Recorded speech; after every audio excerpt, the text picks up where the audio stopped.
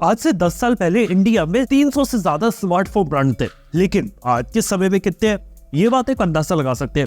लेकिन यही स्मार्टफोन वाली कहानी आज के समय में एक दूसरे स्पेस से भी हो रही है, और वो है इलेक्ट्रिक व्हीकल का, यानी कि 4 व्हीलर 2 व्हीलर की इतनी नई कंपनियां आ गई आज इंडिया के अंदर कि यहाँ पे अगर मैं हिसाब लगाने जाऊं तो 55 से भी ज्यादा स्टार्टअप्स है जो आज के समय में इंडिया में इलेक्ट्रिक व्हीकल्स को डेवलप कर रहे हैं। क्योंकि एक बात बताओ आप लोगों को, सब लोगों को पता लगे कि इलेक्ट्रिक ही एक फ्यूचर होने वाला है। चाहे हम पुरानी कंपनीज की बात करें, बजाज, टीवीएस, हीरो मोटोकार, ये तीनों लीडिंग कंपनीज है और ये आज के समय में अपने इलेक्ट्रिक 2 व्हीलर पे काम कर रही है। और रॉयल इनफील्ड भी अपना इलेक्ट्रिक 2 व्हीलर बना रही है, और जो 4 व्हीलर है वहां पर टाटा महिंद्रा के साथ मारुति को भी पता है कि फ्यूचर में इलेक्ट्रिक बहुत पॉपुलर होगा, और इसीलिए आज से ही वो फोकस कर चुके हैं। और जब इलेक्ट्रिक एक बहुत बड़ा फ्यूचर होने वाला है, ये बिल्कुल वैसी कहानी होगी जब हम फीचर फोन से स्मार्टफोन पे मूव कर रहे थे, अभी हम एक पेट्रोल गाड़ी से इलेक्ट्रिक गाड़ी के ऊपर मूव ऑन करेंगे। और जब भी एक ऐसा बड़ा रिवोल्यूशनरी शिफ्ट आता है तब बहुत सारी छोटी छोटी कंपनीज मार्केट में आ जाती है। मतलब कि आज के समय में बात करें तो यहाँ पे इंडिया में एक सुपर इलेक्ट्रिक बाइक देखने को मिलती है जो कि प्योर मेड इन इंडिया, उसका नाम अल्ट्रा वायलेट है।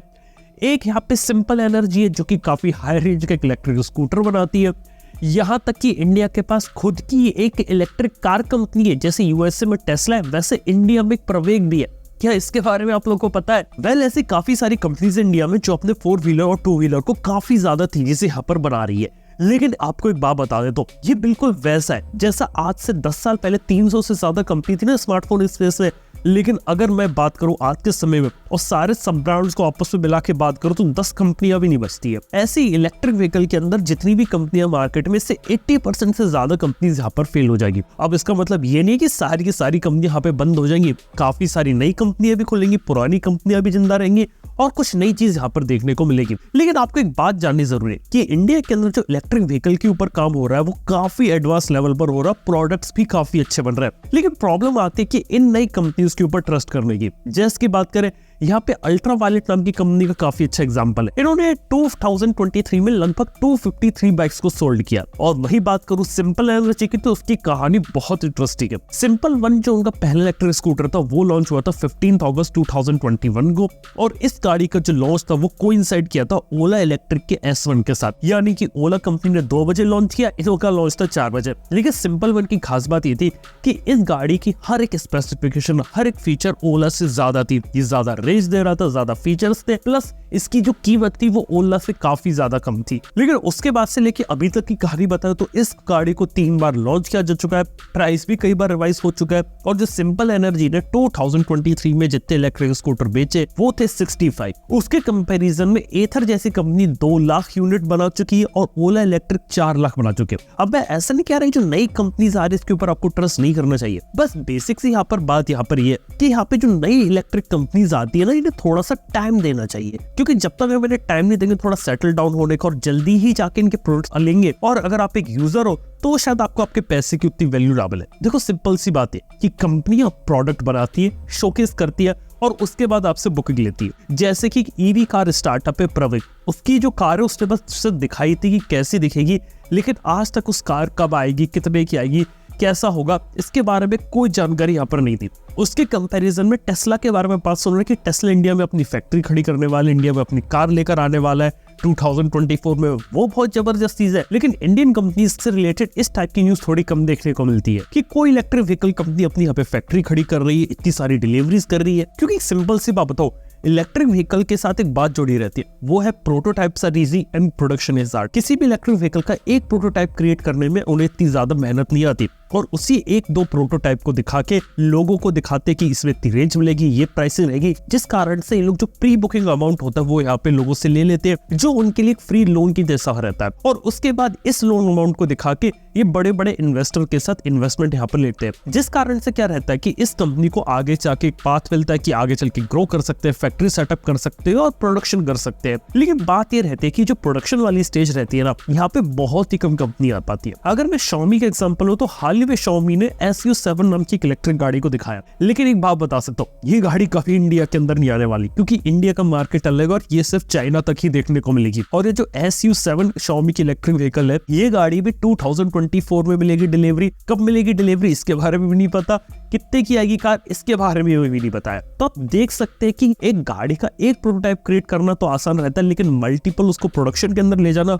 वो बहुत डिफिकल्ट रहता है। ये बात काफी सारी जो इलेक्ट्रिक व्हीकल कंपनी है वो शुरुआत में नहीं समझ पाती है, जिस कारण से लोगों को भी लगता है कि इसने गाड़ी शोकेस कर दी तो अब तो मार्केट में आई जाएगी, लेकिन हर बार ये चीज नहीं हो पाती है। और इसी कारण से यहाँ पे काफी सारे लोग रहते हैं जो बुक करके बैठ जाते हैं और उनको शायद कभी गाड़ी मिलती भी नहीं है यहाँ पे। लेकिन इसके साथ ही एक बात मैं आपको ये भी ऐड कर सकता हूँ कि इंडिया की जो कंपनीज है जैसे एथर हो गई, ओला इलेक्ट्रिक हो गई, इन्होंने भी इनिशियली इस टाइप की बहुत ज्यादा प्रॉब्लम को फेस किया था और धीरे धीरे इस प्रॉब्लम को क्रैक किया। लेकिन अभी भी एक बात बता देना चाहता हूँ कि यहाँ पे जब भी कोई भी व्हीकल कंपनी बनाती है तो उसकी स्पेसिफिकेशन उसके बारे में ज्यादा अच्छा ही बोलती है, ज्यादा बड़ा चढ़ा के बताती है। इवन जो रेंज भी क्लेम की जाती है वो बहुत ज्यादा की जाती है। यहाँ तक कि जो रेंज ये लोग शोकेस करते हैं वो ARAI रेंज होती है, जो कि एक लैब के अंदर उसको टेस्ट करके उसकी रेंज को निकाला जाता है। जबकि जब गाड़ी जब रियल वर्ल्ड में आती तब उसकी रियलिस्टिक रेंज क्या होगी, ये सारी चीजें पता करने में काफी ज्यादा टाइम लग जाता है। और सिंपल सी बात है कि अगर कोई भी इलेक्ट्रिक व्हीकल अभी या फ्यूचर में कभी भी लेने का सोच रहा है तो बस किसी ऐसी कंपनी से ले जो थोड़ा सा मार्केट में रह चुकी है, जिसके सर्विस सेंटर आपको मार्केट में देखने को मिलते हैं, जिसका शोरूम है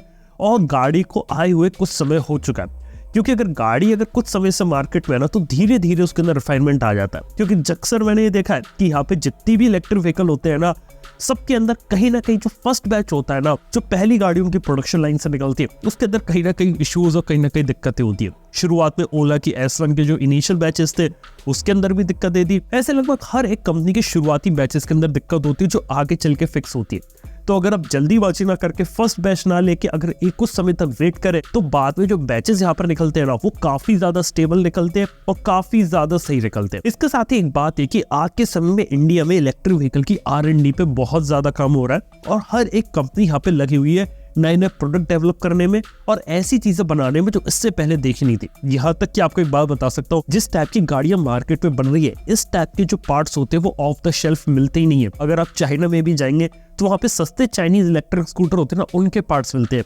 जो हाई परफॉर्मेंस स्कूटर आज के समय इंडिया में बन रहे हैं वैसी चीजें यहाँ पर मिलती नहीं है। इसलिए कंपनी को ग्राउंड अप से काम करना पड़ रहा है। इसीलिए काफी सारी कंपनी को सीधी बात है कि लॉन्च इवेंट से लेकर डिलीवरी तक बहुत ज्यादा टाइम लग रहा है और इसी का इम्पैक्ट इसकी सर्विस के ऊपर पड़ता है।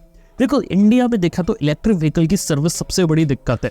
कई सारे लोग अभी भी समझते हैं और कोई सारे लोग आने वाले फ्यूचर में भी समझेंगे, क्योंकि सीधी बात है कि जो टेक्नोलॉजी है वो बहुत ज्यादा नहीं है और जब इतनी ज्यादा नई टेक्नोलॉजी को यहाँ पे डेवलप किया जा रहा है, उसको मेंटेन करना, सर्विसेबल बनाना, रिपेयर करना, उसके अंदर जो एक्सपर्टीज लगती है वो काफी टाइप की अलग रहती है। क्योंकि वहां पे हार्डवेयर के साथ साथ सॉफ्टवेयर का भी है। एक इलेक्ट्रिक गाड़ी ऐसी नहीं है कि आप सड़क के किनारे किसी मैकेनिक को दे देंगे वो ठीक कर देगा, उसकी जो कॉम्प्लेक्सिटी लेवल है वो अलग रहता है। इसी वजह से इन कंपनीज को जो सर्विस इंजीनियर होते हैं उनको हायर करने में दिक्कत आती है, उसको ट्रेन करने में दिक्कत आती है। और जब तेजी से यहाँ पे इंडस्ट्री बदल रही है तो उसको भी लोगों को यहाँ पे सिखाना पड़ता है, क्योंकि प्रोडक्ट भी देखा जाए तो 1 से 2 साल के अंदर बदल रहा है। ये बिल्कुल स्मार्टफोन जैसा आप समझ सकते हैं। शुरुआत में जब इंडिया में स्मार्टफोन आए थे तो वो भी इंडिया में ढंग से सर्विस नहीं होती थी, आपको फीचर फोन वगैरह की सर्विस मिल जाती थी। लेकिन धीरे धीरे जब इंडिया में फोन बनने लगे और पॉपुलर हुए तो आफ्टर मार्केट भी अब आपका मोबाइल फोन यहाँ पे रिपेयर हो सकता है। लेकिन ये चीज अभी इलेक्ट्रिक व्हीकल के साथ नहीं है और इलेक्ट्रिक व्हीकल को आज के समय में थोड़ा सा टाइम देना पड़ेगा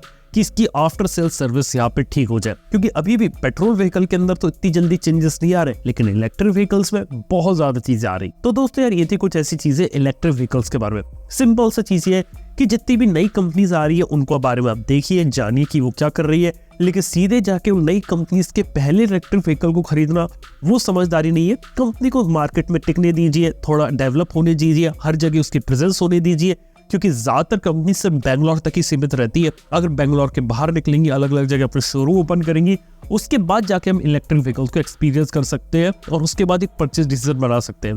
लेकिन देखने वाली बात हो कि जो 50 से ज्यादा कंपनीज है आज के समय में इंडिया के मार्केट में, इसमें से फ्यूचर में कितनी कंपनीज यहाँ पे टिक पाती है और कितनी कंपनीज यहाँ पे टिक नहीं पाती। उम्मीद करता हूँ वीडियो पसंद आया होगा। सब्सक्राइब करो ऐसी कमाल के कंटेंट देखने के लिए। मैं आपसे नेक्स्ट वन के अंदर। Good bye.